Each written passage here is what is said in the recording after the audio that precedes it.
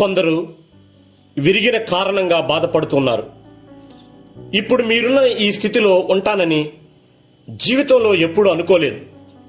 ఈరోజు ఇప్పుడు ఇలా ఉంటానని, ఇలాంటి మార్గంలో ప్రయాణిస్తానని, ఇలాంటి కష్టం గుండా వెళ్తానని జీవితంలో ఊహించినటువంటి పరిణామాల మధ్య ప్రయాణం చేస్తా ఉన్నటువంటి ప్రియమిత్రమా, నువ్వు అనుకోలేదు ఇలాంటి దారి గుండా ఒంటరిగా వెళ్తానని. నువ్వు అనుకోలేదు ఈరోజు మనస్సు విరిగిపోయి, హృదయం విరిగిపోయి అన్ని రకాలుగా బాధపడుతూ ఉన్నటువంటి ప్రియులరా, ఒకవేళ భార్యాభర్తల మధ్య సమస్యలతో విడాకులు తీసుకొని ఒంటరి జీవితాన్ని జీవిస్తా ఉంటే నువ్వు అనుకోలేదు ఇలాంటి పరిస్థితి నీ జీవితంలో వస్తుందని. బాగా ప్రేమించిన వారు నిన్ను వదిలి వెళ్ళిపోతూ ఉంటే నువ్వు ఒంటరిగా మిగిలిపోయి నిరాశ నిస్పృహల మధ్యలో జీవిస్తానని నువ్వు అనుకోలేదు. ఈ క్షణంలో నీ జీవితం విరిగిపోయి, నలిగిపోయి, మానసికంగా కృంగిపోయిన పరిస్థితుల్లో నువ్వు ఉంటే, ఇలాంటి దారుణమైన ఫీలింగ్ గుండా వెళ్తున్నానని, నా స్థితి ఏంటి, నా జీవితం ఏంటి అని అనుకుంటున్నటువంటి పరిస్థితుల్లో నువ్వు ఉంటే గ్రహించాల్సింది ఏంటంటే, చాలా మంది ఈ స్థితిలోనే మరలా అక్కడే ఉండిపోయి జీవితాన్ని సమస్యల గుండా తీసుకుని వెళ్తూ ఉన్నారు. అయితే మనల్ని ఈ రకంగా శత్రువు నాశనం చేసి విరగ్గొట్టి, హృదయాన్ని, మనస్సుని, ఆలోచనల్ని విరగ్గొట్టేసి విరిగిపోయిన హృదయంలాగా, నలిగిపోయిన హృదయంలాగా, నిరాశగా ఇంక ఏమీ లేదు, నా జీవితం అయిపోయింది అనేటువంటి బాధలోనికి సాతానుడు మనల్ని తీసుకుని వెళ్ళి, సాతానుడు ఈ స్థితిలో నువ్వేం చేస్తావని చూస్తా ఉన్నాడు.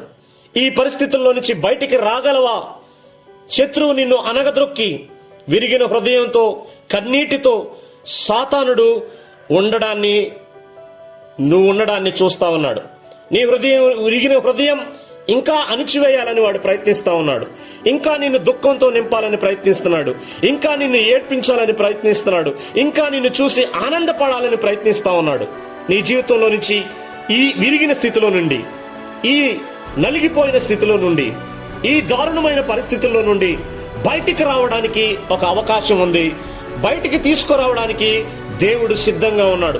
సాతానుడు నిన్ను నలగొట్టి, విరగ్గొట్టి, ఏడ్పించి, ఒంటరిగా మిగిల్చేసి నీ సంబంధాలని, రిలేషన్షిప్ ని, ప్రేమ బంధాలని, కుటుంబ బంధాలని, అన్ని రకాల బంధాలను నాశనం చేయాలని సాతానుడు కంకణం కట్టుకొని నిన్ను తొక్కివేస్తూ ఉంటే, కీర్తనల గ్రంథం 34వ అధ్యాయం 18వ వచనంలో, విరిగిన హృదయం గల వారికి యెహోవా ఆసన్నుడు, నలిగిన వారిని నలిగిన మనస్సు కలిగిన వారిని ఆయన రక్షించును. ఈ స్థితిలో విరిగిపోయి, నలిగిపోయి, శ్రమల మధ్యలో, కన్నీటి మధ్యలో వేదన పూర్వకంగా నువ్వు ఉంటే యెహోవా నీకు ఆసన్నుడుగా ఉన్నాడు. దేవుడు నిన్ను నీ విరిగిన స్థితి నుంచి, నీ నలిగిపోయిన స్థితి నుంచి, నీ బలహీనమైన స్థితిలో నుంచి, నీ కన్నీటి మయంలో నుంచి ఆయన నీ ఆపదలను తొలగించడానికి, నీ మనస్సుని మార్చడానికి, నీ హృదయాన్ని బలపరచడానికి, ఏ సంతోషమైతే పోగొట్టుకున్నావో, ఏ హృదయం అయితే విరిగిపోయి నిరాశ మధ్యలో, ఏ హృదయం అయితే నలిగిపోయి ఆనందం లేని పరిస్థితుల్లో ఉన్నావో, అక్కడే దేవుడు నీకు సంతోషాన్ని ఇవ్వాలని ఇష్టపడుతున్నాడు. Let's come. దేవుడు నిన్ను పిలుస్తా ఉన్నాడు. నీ హృదయం ఎక్కడ విరిగిపోయావో, ఎక్కడ నలిగిపోయావో అదే హృదయాన్ని దేవుడి దగ్గర తీసుకురావడానికి ఇష్టమైతే, నీ నలిగిన హృదయాన్ని యెహోవా స్థిరపరిచి ఆయన సంతోష హృదయాన్ని ఇవ్వడానికి ఇష్టపడతా ఉన్నాడు. యెహోవా విరిగిన హృదయాన్ని యెహోవా తీసుకొని గొప్ప స్వస్థత కలిగిన హృదయాన్ని ఇవ్వడానికి ఇష్టపడుతున్నాడు. నలిగిన హృదయాన్ని తీసుకొని నీ నలిగిన స్థితిలోనే విజయాన్ని ఇవ్వడానికి ఆయన ఇష్టపడుతున్నాడు.